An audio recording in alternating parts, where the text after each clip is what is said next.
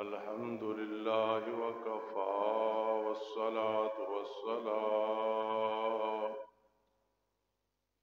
والصلاة والسلام على من لا نبي بعده وعلى آله وأصحابه وأزواجه وآل بيته وأحبائه.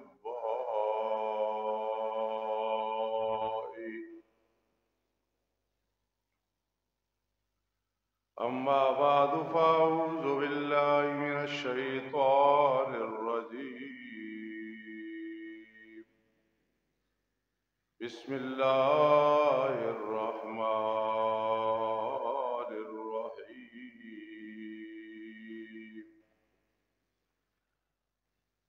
وإذ تأذن ربكم لئن شكرتم لأزيدنكم ولئن كفرتم إن عذابي لشديد.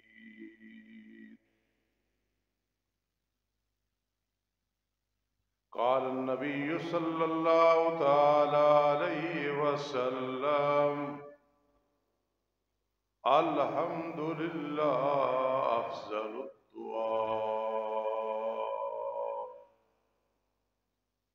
أو كما قال النبي صلى الله تعالى عليه وسلم: سبحان ربك رب العزة عما يصفون وسلام على المرسلين والحمد لله رب العالمين. اللهم صل على سيدنا محمد وعلى آل سيدنا محمد أفضل صلواتك بعدد معلوماتك وبارك وسلم عليه. تیز قدموں سے چلو اور تصادم سے بچو، تیز قدموں سے چلو اور تصادم سے بچو، بھیڑ میں سست چلو گے تو کچل جاؤ گے. جو چمن سے گزرے اے صبا تو کہنا بلبل زار سے، او خدا کے دن بھی قریب ہے، نہ لگانا دل کو بہار سے. یہ نغمہ فصل گلو لالا کا نہیں پابند، بہاروں کے خزاں لا الہ الا اللہ.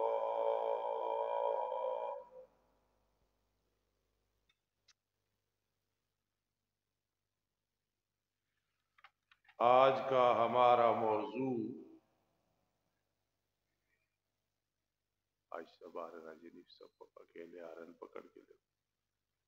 آج کا ہمارا موضوع انشاءاللہ العزیز نعمت ایمان کی قدر.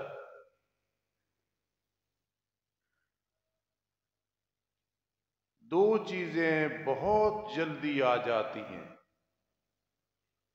ایک قدر اور دوسری قبر. جب آدمی نعمت کی قدر نہ کرے، وہ نعمت چلی جائے بہت جلدی قدر آ جاتی ہے۔ ہاکذا جتنا بھی امیر ہو، نیک ہو، گنہگار ہو، غریب ہو، چھوٹا ہو، بڑا ہو، جب فوت ہو جاتا ہے تو قبر بھی بہت جلدی بن جاتی ہے۔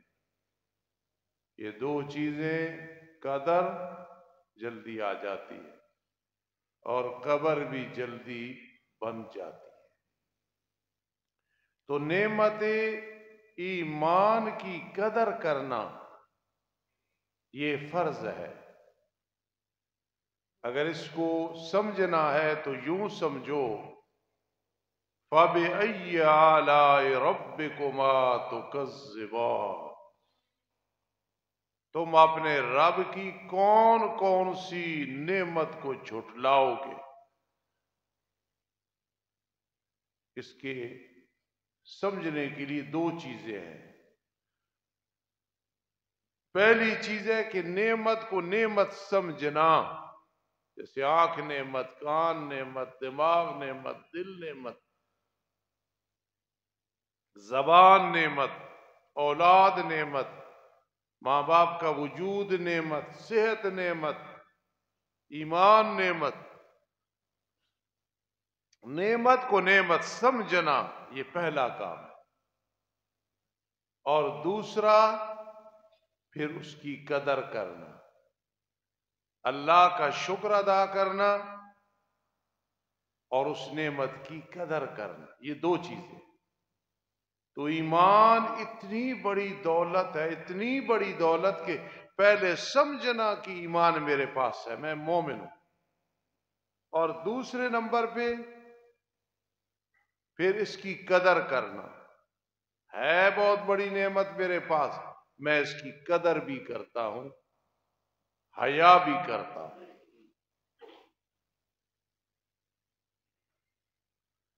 قرآن مجید فرقان حمید سورہ ابراہیم 13واں پارہ 14واں رکوع، وَإِذْ تَأَذَّنَ رَبُّكُمْ، یاد کرو جب تمہارے رب نے اعلان کر دیا، لَإِن شَكَرْتُمْ لَأَزِيدَنَّكُمْ، قسم ہے اگر تم نے میری نعمتوں کا شکر ادا کیا تو لَأَزِيدَنَّكُمْ، البتہ ضرور بالضرور میں تمہیں زیادہ دوں گا۔ اب ایمان نعمت ہے، اس کا شکر ادا کر رہے ہیں، یا اللہ تو نے ایمان کی دولت سے مالا مال کیا ہے، میں تیرا شکر ادا کرتا ہوں۔ اہل اللہ کہتے ہیں خدا نخواستہ گھر میں چیزوں کا فقدان ہو، امیری نہیں، مال و دولت کی فراوانی نہیں، خدا نخواستہ صحت نہیں، خدا نخواستہ اولاد نہیں یا ہے اور نافرمان ہے، خدا نخواستہ اپنی جھوپڑی نہیں، لیکن اگر وہ مومن ہے تو کمی محسوس نہ کرے کہ میرے پاس جنت کا ٹکٹ موجود ہے، اور وہ کیا ہے؟ ایمان ہے۔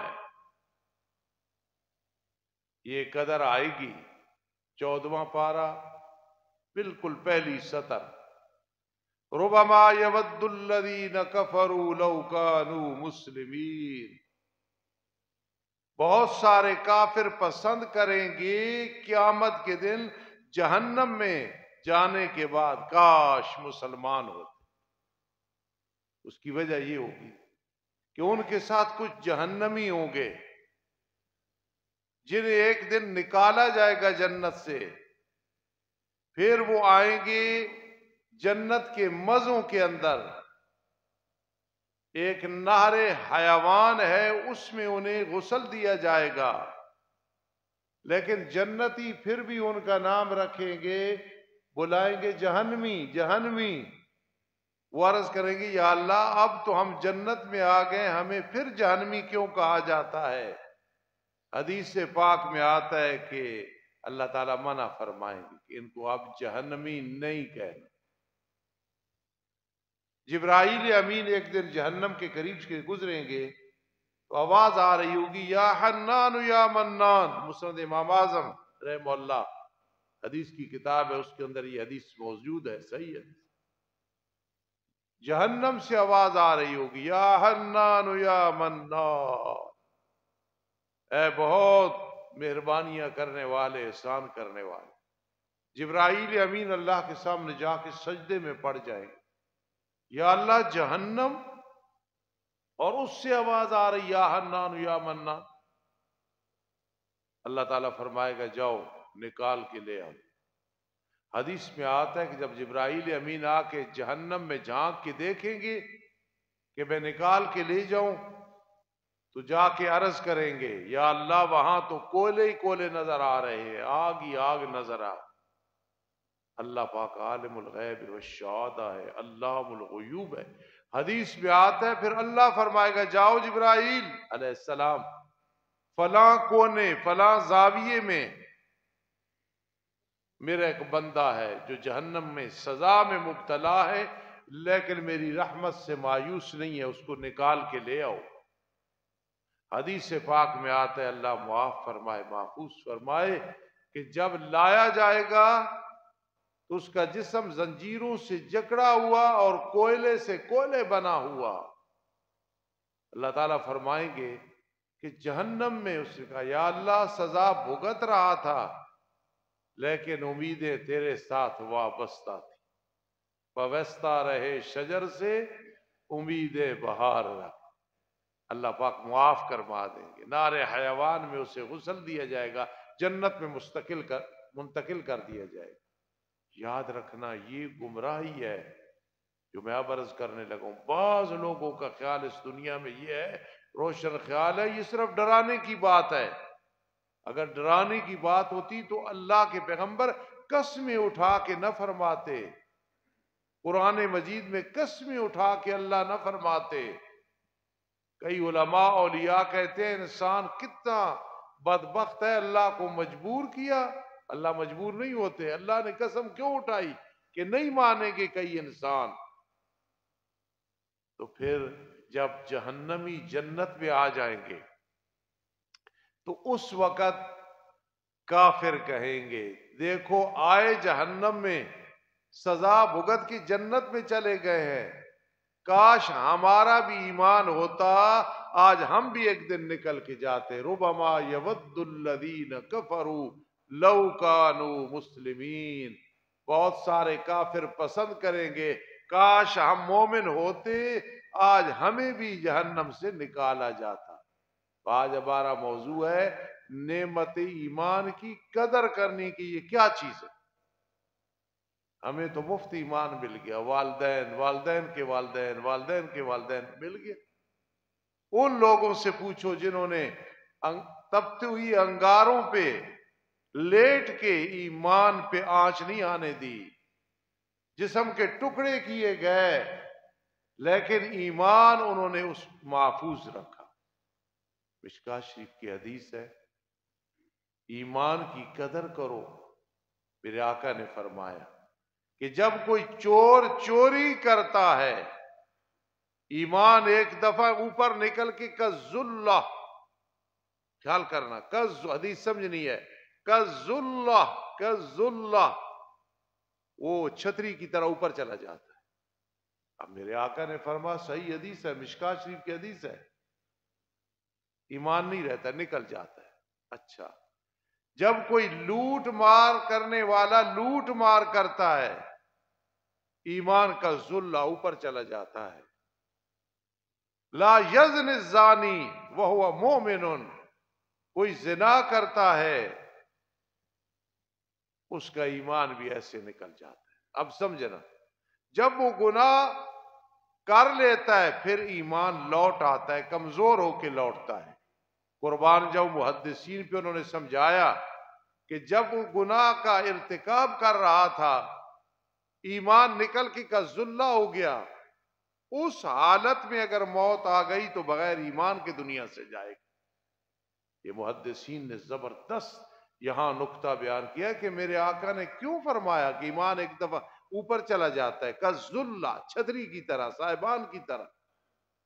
خدا نخواستہ اس حالت میں موت آ گئی یا خدا نخواستہ قتل ہو گیا تو یاد رکھیں کیا ہوگا؟ ایمان سے فارغ، ادھر میری طرف دیکھو، ایمان سے فارغ ہو کے دنیا سے جائے گا، کتنا بڑا نقصان ہوگا، کتنا بڑا نقصان۔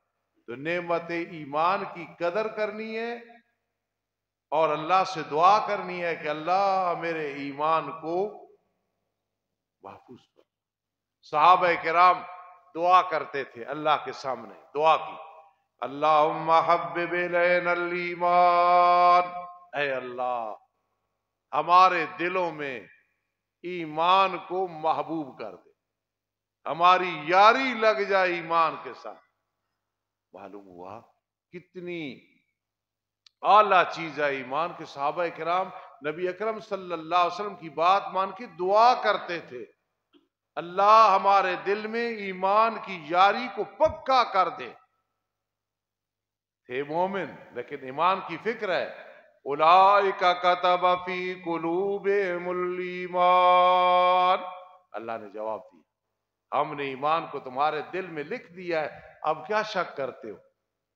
اللہم حبب الینا الایمان وزینہ فی قلوبنا، ہمارے دلوں میں اس کو خوبصورت بھی کر دے، وَقَرِّ إِلَيْنَا الْكُفْرَ وَالْعِصْيَانَ، وَقَرِّ إِلَيْنَا الْكُفْرَ وَالْفُسُوقَ وَالْعِصْيَانَ، اللہ ایمان کے جو متضاد چیزیں ہیں نا، کفر، گناہ، نافرمانیاں، ان کی نفرت ہمارے دلوں میں ڈال دے، نفرت ہو جائے۔ یاد رکھنا یہ کوئی معمولی بات نہیں، میری باتیں سمجھا کرو۔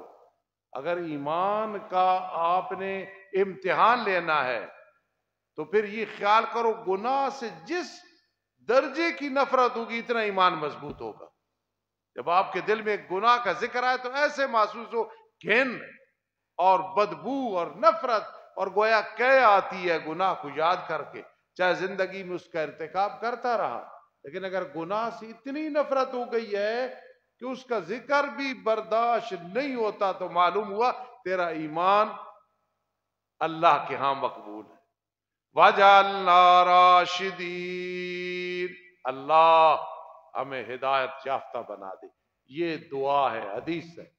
اللہ نے پھر جواب دیا قرآن، وَلَٰكِنَّ اللَّهَ حَبَّبَ إِلَيْكُمُ الْإِيمَانَ، آؤ ایمان تمہارے دلوں میں محبوب کر دیا ہے، وَزَيَّنَهُ فِي قُلُوبِكُمْ، اور اس کو تمہارے دلوں میں مزین کر دیا ہے، وَكَرَّ إِلَيْكُمُ الْكُفْرَ وَالْفُسُوقَ وَالْعِصْيَانَ، تمہاری کفر اور نافرمانی اور گناہوں سے نفرت میں نے ڈال دی ہے اور تمہیں ہدایت یافتہ بنا دیا ہے۔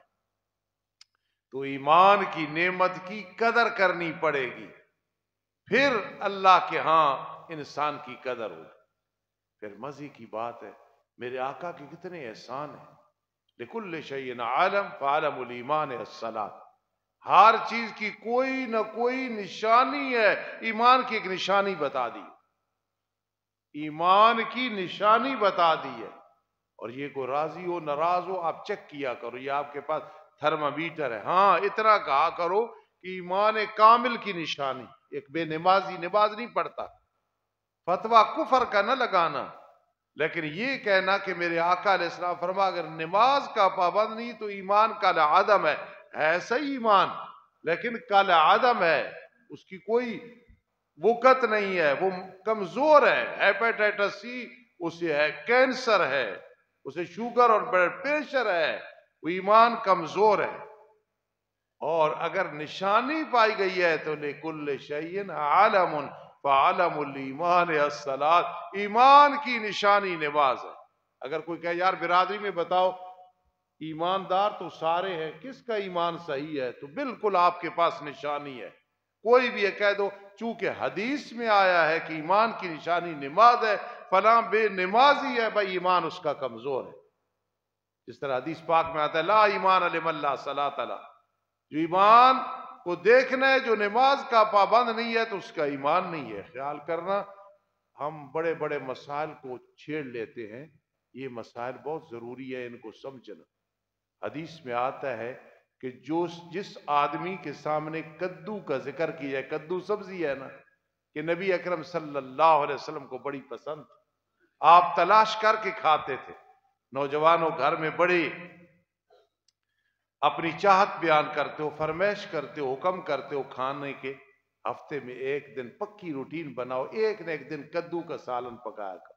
نبی اکرم صلی اللہ علیہ وسلم کی سنت سمجھ کے آپ برتن میں تلاش فرماتے تھے، یہ کدو ایسے۔ اب سننا، حدیث میں آتا ہے کہ ایک آدمی کو کہا جائے کہ کدو نبی اکرم صلی اللہ علیہ وسلم کو بڑا پسند تھا، تو کھایا کر، نہ کھائے، لیکن اس بات کو خوشی سے سنے اور کہے بالکل ٹھیک، بالفرض نہ کھائے، نفرت کا اظہار نہ کرے، خدا نخواستہ ایسے منہ بنایا جب اس نے کہا بڑا اچھا، ایمان سے فارغ ہو جائے گا۔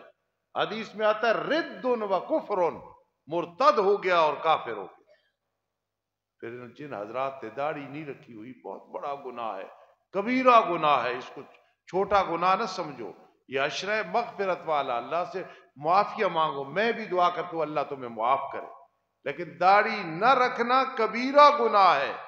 اگر تمہیں کوئی سمجھائے تو کہا کرو بالکل ٹھیک کہہ رہا ہے، خدا نخواستہ اس کو محسوس کیا یہ کون سا ضروری ہے، کیوں ایسے مجھے کہا جا رہا ہے، تو یہ بھی کفر اور ردت بن جائے گی۔ ہاں، گناہ کو گناہ سمجھیں گے، ایک نہ ایک دن اللہ تعالی ہدایت عطا فرما دے۔ تو ایمان کی نشانی کیا ہے؟ نماز ہے۔ حدیث پاک میں آتا ہے جو نماز پڑھے نا اور اس میں 3 دفعہ نماز میں ادھر ادھر دیکھے، توجہ نہ کرے نماز میں، صحیح حدیث آتی ہے، فرمایا کہ اس وقت مولانا احمد علی لاہوری رحمہ اللہ تعالی نے اپنی تفسیر لاہوری میں یہ بات لکھی ہے، رات میں پڑھ رہا تھا، حدیث لکھی ہے، اللہ فرماتا ہے ہم سے بھی زیادہ کوئی حسین ہے کہ تو ادھر توجہ کر رہا ہے، ہمارے در پہ کھڑا ہے۔ بابا چلاسی ہے نا، تورمان صاحب کو کہو نوجوانوں کا بھی وہ آپ کو لے جائیں، ان کی گپ شپ ہے بابے کے ساتھ، میں بھی 1 2 دفعہ 3 دفعہ گیا ہوں۔ تو بابا چلاسی نماز وغیرہ کے حوالے سے ایک شعر پڑھتا ہے، خدا جانتا ہے میں کیا چاہتا ہوں، خدا جانتا ہے میں کیا چاہتا ہوں۔ بابی کتاب فارسی میں اور عربی میں ہوتی ہے، اکثر ترجمہ میں سنا تھا، خدا جانتا ہے میں کیا چاہتا ہوں، سدا میں خدا سے خدا چاہتا ہوں۔ کیا مطلب اس کا؟ کہ میں اللہ سے جب مانگتا ہوں تو میں کہتا ہوں یا اللہ بس تو میرا بن جا، جب تو بن گیا تو سب کچھ میرا ہے۔ اور جب وہ آدمی اپنا بنا لیتا ہے پھر اس کے پاس بیٹھو باتیں کر رہا ہو، پھر ادھر ادھر توجہ نہیں ہوتی۔ تو حدیث میں آتا ہے جب 3 دفعہ ادھر ادھر آدمی توجہ کرتا ہے، آواز آتی ہے ہم سے بھی زیادہ کوئی حسین ہے، پھر جب تو 4تھی دفعہ پوری توجہ نہ کرے، نماز میں ادھر دیکھ رہا ہے ادھر دیکھ رہا ہے، تو حدیث میں آتا ہے، مولانا احمد علی لاہوری رحمہ اللہ جیسے مفسر نے لکھا ہے، پھر اللہ اپنی رحمت والی توجہ ہٹا لیتے ہیں۔ انا للہ و انا الیہ راجعون، لکل شیء علم فعلم الایمان الصلاۃ، ایمان کی نشانی وہ نماز ہے، اگر خدا نخواستہ نماز کا پابند نہیں تو اس کا ایمان کمزور ہے۔ میرا کوئی بیٹا ہے ٹھیک ٹھاک اس کی صحت ہو، جوانی برقرار ہو، سرخ رنگ ہو، لیکن ہو بے نمازی، پھر اسے کہنا پڑے گا، میرے آقا نے فرمایا جس کی نماز کی پابندی نہیں ہے اس کا ایمان کمزور ہے۔ بیٹا سب کچھ ہے لیکن تیرا ایمان کمزور ہے، سب کچھ نہ ہوتا تیرا ایمان مضبوط ہوتا تو کتنی بڑی بات۔ ہمارا تو کام ہے بیان کرنا، آپ بھی ہمارا ساتھ دیں، گھر میں جتنے بے نمازی ہیں خدا را رو کے کہیں، ان کے پاؤں پہ قدموں پہ پڑ جائیں۔ مجھے یاد ہے ہمارے علاقے میں ایک آدمی تھا، بڑا مالدار تھا، کرین آپریٹر تھا، اس کا ایک بیٹا اس کے پاؤں پہ پڑ گیا، اس نے کہا شاید کوئی شادی کی بات کرتا ہے بیٹا، یا بیٹا کیا ہے، روئے روئے۔ تو باپ نے کہا بیٹا بتاؤ، مجھے یاد ہے اس کا نام مزمل تھا، اس آدمی کا فوت ہو گیا۔ اس نے کہا ابو جی ایک مطالبہ ہے، آپ نماز نہیں پڑھتے، نماز کے پابند بن جائیں۔ اور چیخا ایسا کہ پڑوسیوں نے بھی سنا، تو جب باپ نے محسوس کیا تو باپ نے، جا بیٹا پھر آج کے بعد ہماری نماز قضا نہیں ہوگی۔ حالانکہ اس کا کردار کو اچھا نہیں تھا آدمی کا۔ میں ان کے پنڈ میں 4 رمضان المبارک میں تراویحیں پڑھاتا تھا صورتوں کے ساتھ، کوئی اور حافظ نہیں ملتا تو میں پڑھا دیتا تھا۔ تو پھر وہ کیا ہوا، وہ باپ کے قدموں پہ پڑا، رویا کہ ابا جی نمازی بن جاؤ۔ باپ نمازی بھی بن گیا، پھر اس دور میں سے روزہ اور 10 دن بھی لگائے۔ اتنی فکر کرو بے نمازیوں کی، ہے کسی کو فکر؟ یہ ہمارے اپنے ایمان کی کمزوری ہے۔ یار تیرے اندر یہ کمی ہے، یہ کمی ہے، یہ کبھی کہا ہے میری تیری داڑھی نہیں ہے؟ کبھی کہا ہے تو نماز کا پابند نہیں ہے؟ کبھی کہا ہے تیرے اندر فلاں غلطی ہے، فلاں غلطی ہے، فلاں غلطی ہے؟ آج بار یاریاں دوستی ہے اور گھر میں نفرت ہے۔ حدیث پاک میں آتا ہے جو آدمی خامد بیوی گھر میں اکٹھے ہو نا، خامد جائے بیوی، دونوں صرف ایک دوسرے کو دیکھے محبت کی نگاہ سے، فرما اللہ اپنی رحمت برسانا شروع کر دیتا ہے۔ اللہ کی تو رحمت بہانے مانگتی ہے، گھر جائے تو وہ سمجھے اس جیسا دشمن کوئی نہیں۔ استاد مولانا رسول اللہ صاحب پیشیوں کا ایک کیس ہوا تو استاد اندر چلے گئے، میں 8 دن چکر لگاتا رہا، باہر علماء گئے، استاذوں کی جان چھوٹ گئی۔ تو وہاں جو جج تھا نا، اس کے نوکر مل گیا ہمیں، تو کہنے لگا یہ جو جج ہے نا، اس کی بیوی بھی بہت تعلیم یافتہ ہے اور یہ بھی تعلیم یافتہ ہے، لیکن دونوں آپس میں ناراض رہتے ہیں۔ وہ کہتا ہے میں کلاس 1 افسر ہوں، یہ کہتی ہے میں کلاس 1 افسر ہوں۔ وہ آتی ہے تو ادھر منہ کر کے اسے میں کھانا دے دیتا ہوں، یہ آتا ہے تو ادھر منہ کر لیتا ہے میں کھانا دے دیتا ہوں۔ یہ جہنم بنی ہوئی ہے۔ خدا را اللہ کی رحمت شامل حال ہوگی اپنی بیویوں سے، اور بیویاں خامدوں سے اس قدر محبت رکھو کہ خدا تعالیٰ کی رحمت شامل حال ہوگی۔ اور بیوی کو اگر پتہ چل جائے کہ خامد کو ہیپاٹائٹس سی ہے تو وفادار ہے تو رونا شروع کر دیتی ہے، کینسر ہے رونا شروع کر دیتی ہے۔ اسی طرح خامد کو پتہ چلے میری بیوی کو یہ تکلیف ہو گئی ہے، یہ بھی ہونا چاہیے۔ لیکن اگر خامد بیوی میں سے ایک بے نمازی ہے تو اسے بہت بڑی فکر کرنی چاہیے۔ کیوں؟ حدیث میں آتا ہے کہ جو عورت خامد کو یا خامد عورت کو پانی چھڑک کے، مراد ہے کسی طریقے سے جگہ اٹھو نماز پڑھو، فرما اللہ بہت راضی ہوتے ہیں۔ اور خدا نخواستہ یہ ہو جائے کوئی بات نہیں جی پھر سمجھایا ہے نہیں پڑھتا نہیں پڑھتی، ہم کیا کریں، تو بہت بڑا نقصان ہے۔ آج سے نوجوانوں فکر کرو، میں درد دل سے کہہ رہا ہوں، جن کی بیگمات بے نمازن ہیں، کہنا وہ مدرسے والا باپ تمہیں کہہ رہا تھا، بدقسمتی ہے، بدبختی ہے، اللہ کی ناراضگی ہے، تمہارا ایمان کمزور ہے، چاہے زیورات ہیں، کپڑے ہیں، سب کچھ ہے، لیکن تمہارا ایمان کمزور ہے۔ کیوں؟ رحمت دو عالم صلی اللہ علیہ وسلم نے فرمایا لا ایمان لمن لا صلاۃ لا، نماز کی پابندی نہیں تو اس کا ایمان کامل نہیں ہے۔ اس کو معیار بنا لو، رشتہ کرتے وقت، دوستی کرتے وقت، یاری لگاتے وقت، کاروبار میں پارٹنرشپ کرتے وقت نمازی ہے یا کہ نہیں؟ اگر ہے، حدیث میں آتا ہے کہ اگر نمازی ہے نا، ایک نہ ایک دن سارے گناہوں سے فارغ ہو کے ولی اللہ بن جائے گا۔ تو فرمایا وَإِذْ تَعَذَّنَ رَبُّكُمْ لَئِن شَكَرْتُمْ لَأَزِيدَنَّكُمْ، اگر تم میری نعمتوں کا شکر ادا کرو گے میں تمہیں زیادہ دوں گا۔ امام حنیفہ رحمہ اللہ فرماتے ہیں جو زندگی میں بار بار کہ یا اللہ تو نے مومن بنایا، یا اللہ تو نے مومن، اللہ میرا کیا زور تھا کہ میں کافروں کے گھر پیدا ہو جاتا، میں کیا کر سکتا تھا، اللہ تو نے ایمان کی دولت سے مالا مال کیا۔ امام حنیفہ رحمہ اللہ فرماتے ہیں لَأَزِيدَنَّكُمْ، اللہ فرماتا ہے تجھے خاتمہ بالایمان نصیب ہوگا، مرتے وقت تجھے ایمان نصیب ہوگا۔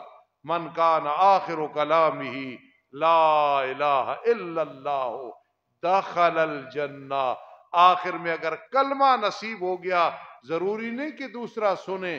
ایک آدمی کی 10 دن پہلے زبان بند ہو گئی، اب نہیں کہیں گے اس نے تو کلمہ نہیں پڑھا، آخر میں جو اس نے کلام کی کسی لحاظ سے لا الہ الا اللہ ہو گیا، سبحان اللہ ہو گیا، الحمدللہ ہو گیا، اللہ معاف کر دے، وہ سب اسی درجے میں آئے گا۔ من کان آخر کلامہ لا الہ الا اللہ دخل الجنہ۔ بہت بڑی نعمت ہے ایمان، اس کی قدر بھی کرنی ہے اور شکر بھی ادا کرنا ہے، اور دنیا سے جائیں تو کلمہ نصیب ہو جائے، یہ بہت بڑی سعادت ہے۔ کل انشاءاللہ آگے چلیں گے، اللہ عمل کی توفیق نصیب فرمائے۔ وما علینا الا